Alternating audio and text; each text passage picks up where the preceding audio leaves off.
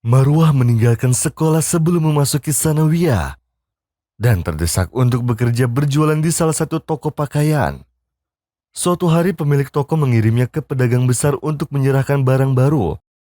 Tetapi pedagang besar itu jatuh pandangan padanya dan merasa berhasrat, serta dia pun jatuh hati padanya.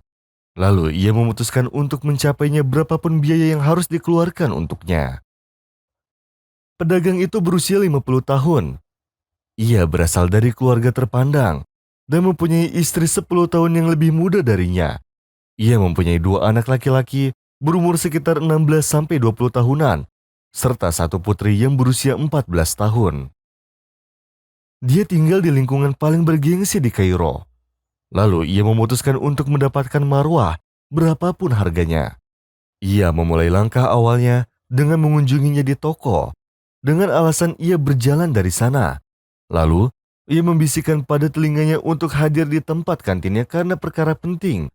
Ketika marwah datang, ia lalu ditanyai, "Berapa pemilik toko itu membayarmu?" Lalu marwah menjawab, 1.500 pound. Lalu ia menjawabnya dengan cepat, "Aku akan membayarmu 6.000 pound, dan kamu bekerja di sini sebagai sekretarisku." Lalu marwah pun menyetujuinya dengan cepat.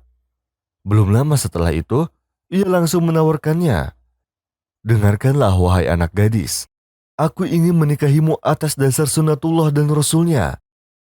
Tetapi keluargaku dan istriku serta anak-anakku tidak akan mengizinkan aku menikah lagi. Maka dari itu pernikahan akan dilakukan secara adat, dengan akad dan saksi saja. Dan aku akan menyiapkan apartemen untukmu yang belum pernah kamu impikan selama hidupmu." Sebelum ia meminta marwah untuk berpikir, si pedagang besar tersebut langsung menyerahkan cincin untuknya dari berlian dan kalung dari emas. Lantas marwah pun senang sekali. Kemudian ia bertanya, "Tetapi kamu akan melamarku dan menemui keluargaku, bukan?" Lalu si pedagang tersebut menjawab, "Ayahmu dan ibumu tidak masalah, tetapi aku tidak mau keluarga dekatmu tahu dengan perkara ini, karena aku ingin perkara ini berjalan secara rahasia." Setelah hari itu pun marwah hidup bersamanya. Lalu ia hadir di rumah pernikahan yang rahasia itu di siang hari saja dan tidak teratur. Adapun malam hari ia menetap dengan keluarganya yang asli. Setelah berjalan 1 tahun, mulailah keresahan memperburuk hubungan mereka bersamaan dengan marwah yang mengakui kehamilannya. Akan tetapi sang suami malah menolaknya. Lalu berubahlah hasrat suaminya itu menjadi keengganan. Dan kemudian sang istri pun dikejutkan setelah pertengkaran di antara keduanya, yang mana sang suami mengeluarkan surat pernikahan mereka. Lalu ia merobeknya, lalu menceraikannya. Kemudian ia memberinya surat apartemen dan berkata padanya, "Surat sewa apartemen ini akan berakhir 2 bulan lagi, dan kamu yang wajib memikirkan perkara itu." Marwah pun merasa sangat syok.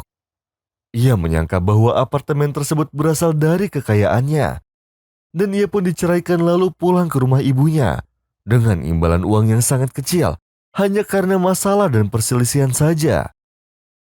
Lalu Marwah pun merasa sangat pupus harapannya dan sangat kecewa dengan apa yang dia lakukan.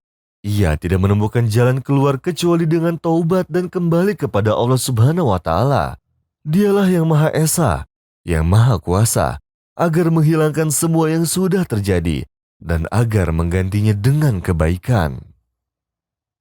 يا أيها الذين آمنوا اتقوا الله ولتنظر نفس ما قدمت لغد واتقوا الله إن الله خبير بما تعملون ولا تكونوا كالذين نسوا الله فأنساهم أنفسهم أولئك هم الفاسقون لا يستوي أصحاب النار وأصحاب الجنة أصحاب الجنة هم